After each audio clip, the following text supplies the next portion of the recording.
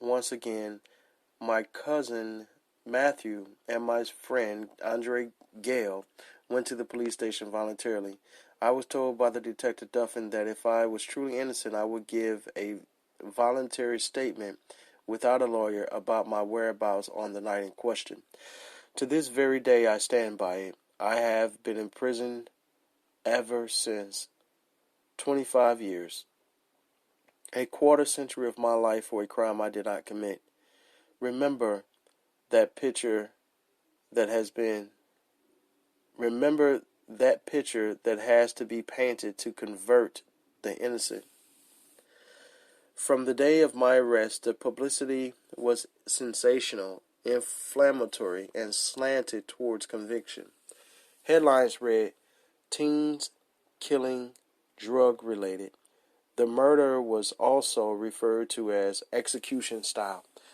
On June 21st, 1995, the mayor, Stephen R. Reed, is quoted having said they wanted to send a message. This was premeditated and intentional murder. We never laid eyes on the victim.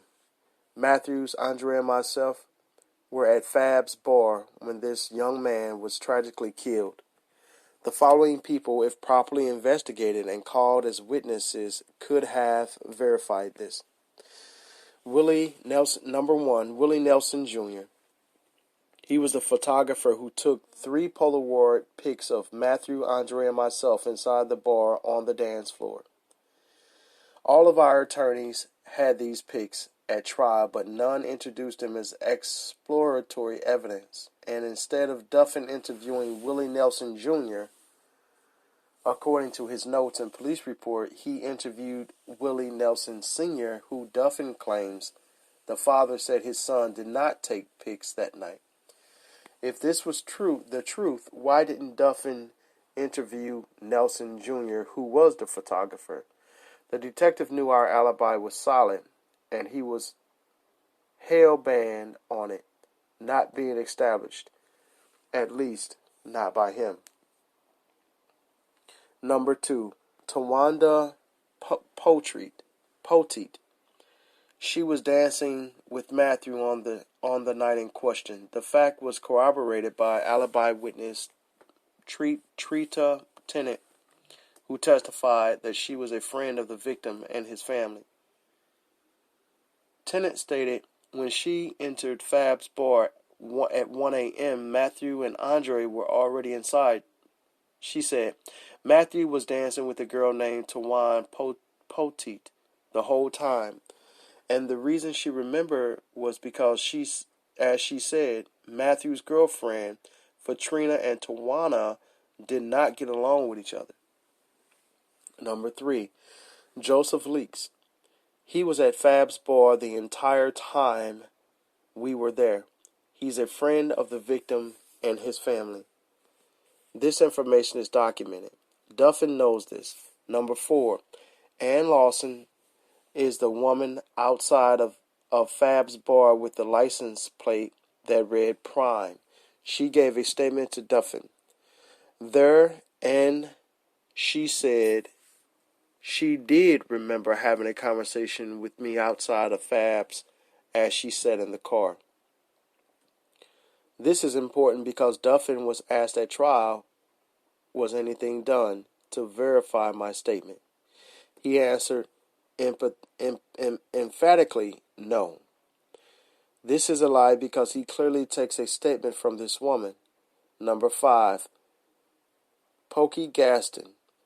I had a brief conversation with this young lady outside Fab's on the night in question. This information is also documented. Number 6, Alice Chambers. She testified at trial that she was a friend of the victim and his family. She did not know me personally. She remembered seeing me, as well as Matthews and Andre at Fab's during the time the victim was killed. We never laid eyes on him. According to Duffin's notes and police report, a woman named Teresa Johnson told him she saw 2 black males with guns in hand get into a two-door car after the crime was committed. She never gave a statement that I saw, and she never testified at trial. Why not?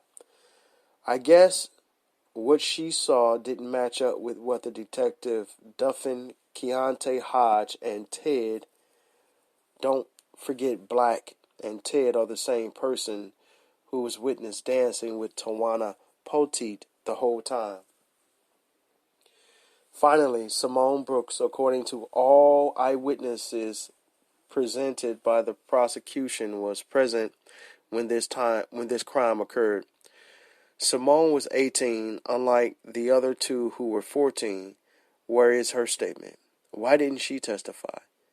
Is it because she refuses to be part of what Detective Duffin, Edna Green, and Keontae Hodge were putting down?